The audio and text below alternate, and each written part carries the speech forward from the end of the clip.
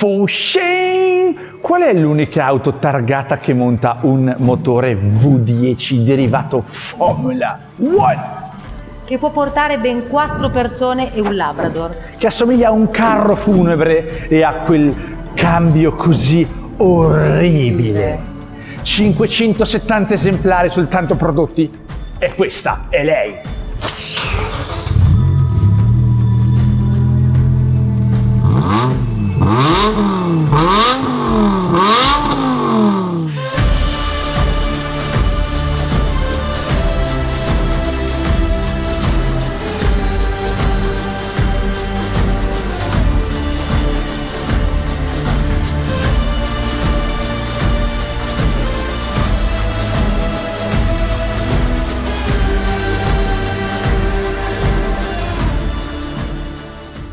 Bene, finalmente avete capito di che auto stiamo parlando, la New Entry in the Garage. Quest'auto prodotta dal 2005 al 2010 l'hanno fatta in 2 versioni e tra l'altro la sua particolarità è che è l'unica M5 station wagon mai prodotta. Station wagon vuol dire che puoi mettere un sacco di cose in the baule, tipo un Labrador, come già detto, o centinaia di sacchetti della spesa o di carta igienica. La particolarità vera della versione station wagon, come questa, e che ne hanno prodotti davvero pochi, ne hanno fatti circa 570 esemplari, divisi tra qui e l'America. In America sono stati prodotti tantissimi esemplari cambio manuale, mentre qui in Europa ne hanno fatti tutti con questo bellissimo cambio orripilante SMG. Parlando di prestazioni, quest'auto è l'auto per eccellenza più divertente di tutti, perché è lunghissima, ha un sacco di cavalli, è un'auto che proveremo più avanti, faremo dei test drive, oltre a iniziare questa nuova serie dove l'auto verrà completamente stravolta,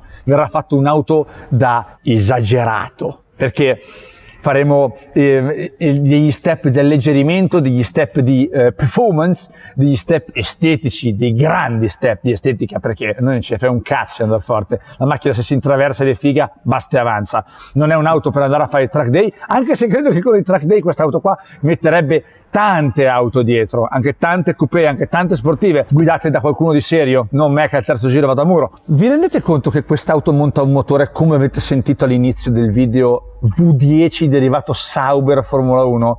È stata l'auto all'epoca, quando è uscita nel 2005, ad essere la più veloce al mondo 4 porte sulla terra, on the earth. Faceva 0 a 100 in 4,7 dichiarati dalla BMW, testati 4,1. Calcolate che un Gallardo fa 3,9.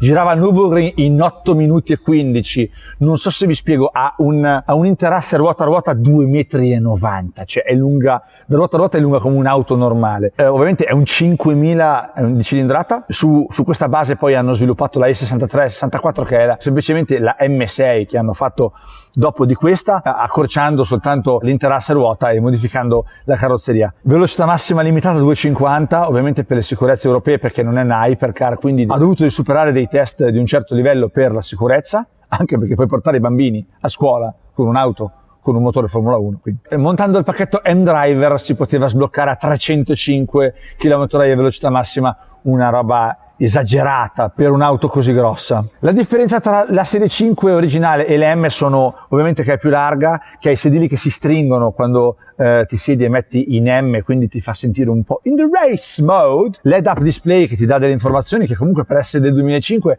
era super avanti, e un sacco di modalità di cambio, ha 6 possibilità di cambio, anche se fa schifo il cambio. Ci hanno provato a fare qualcosa di carino su questo SMG3, non ci sono riusciti, però le intenzioni erano buone. L'auto quando vai in modalità normale gira a 400 cavalli, poi quando tu selezioni M, cioè 500 cavalli, hai tutta la potenza disponibile. C'è ancora un altro step finale che è il 500S, che dal 500 normale varia soltanto la velocità di risposta del pedale dell'acceleratore, nient'altro, quindi una cacata, fa sentire più veloce, in realtà se ne andando uguale a prima. Bene, abbiamo scelto quest'auto come daily car. Sapete benissimo che auto abbiamo noi in garage, non ce n'è una che superi i 100 km/h, perché con questa vogliamo fare un progetto oltre all'Audi S4 B5 che abbiamo già in garage ma che sta avendo un sacco di problemi, quindi per ora verrà accantonata per un bel periodo, faremo una serie di video dove la porteremo all'estremo come al nostro solito, però in una direzione non fuori strada, non huge motherfucking cars, c'ho la macchina grossa, vado al bar, faccio il fenomeno, ma vado come un pazzo di traverso. L'auto non l'avevo mai considerata prima di caderci dentro e di essere rapito dal suo fascino, perché sono sempre stato audista e per me le station wagon veloci sono le RS6 o le RS4.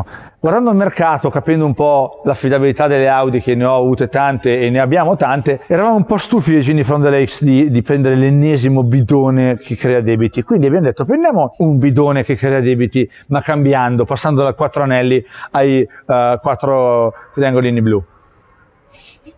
No, Guidandolo il primo periodo, così di primo impatto, gli upgrade che vanno fatti sono sicuramente il peso, dove cercheremo di ridurlo con varie componenti come vedrete nei prossimi video. Guidandola così senza tirarla, senza portarla agli estremi, ci siamo accorti che pesando 1955 kg, non è l'anno di nascita di mio papà, ma è il peso di questo veicolo esagerato, l'impianto frenante spesso va a surriscaldarsi in maniera eccessiva, quindi bisognerà fare un upgrade all'impianto frenante. Lavoreremo sul ridurre il peso, poiché questo motore è già quasi davvero all'estremo della sua potenza, cercando di rimanere nell'affidabilità che poi è tutto dire. Facendo una centralina e una mappa forse riusciremo a tirare fuori qualche cavallo, sostituendo le pulegge e mettendole alleggerite ancora qualche chilo sospeso riusciremo a eliminarlo, ma non più di così. Non c'è scarico, a parte quello in titanio che però costa 12.000 euro, quindi non mi sembra il caso di metterlo, nessun altro scarico è in grado di dare performance a questo motore. Vedremo se riusciremo a fare invece un bel sistema di aspirazione, perché come vedete l'auto ha una marea di peso sull'aspirazione e una marea di potenziale da quel punto di vista. Bene, ora nelle prossime puntate la porteremo in pista e la testeremo alla morte, sia come time attack, sia come non è turbo quindi non fa questo rumore, però come a livello di divertimento. Gini from the Lakes! Shane, eri un po' scettica quando ti ho cominciato a parlare di questo veicolo da acquistare. Ora che è a casa, che lo stai guidando anche tu perché sei una pazzerella che ti piace andare come una mazza, cosa ne dici? Ero molto scettica in quanto non conoscevo affatto quest'auto, questo modello, conoscevo solo la berlina e ero un po' ignorante riguardo a questo motore V10 che invece da quando l'ho provato adesso non riesco più a farne a meno. La mattina quando l'accendi Si alza e fa brioche, colazione V10. sì, subito, tipo 10 minuti e la giornata è in discesa, è meravigliosa. In discesa verso il benzinaio. Esatto. Consuma penso 2 volte il Silverado. Però si fa perdonare in 1000 altri modi, dai. Esatto. Ora godiamoci questi video prima che si rompa qualcosa, dove cominceremo a parlare male del veicolo. Vi facciamo vedere un piccolo anticipo di quello che succederà nel prossimo video. Attenzione, è arrivato qualcosa, un pacco esagerato. Bene, ci vediamo nel prossimo video dove cominciano i lavori, le operazioni, lo stravolgimento del veicolo. Non gli diamo un nome a questa macchina, però la chiameremo BMW M5 Station Wagon 61. Originale. Ciao! Ciao!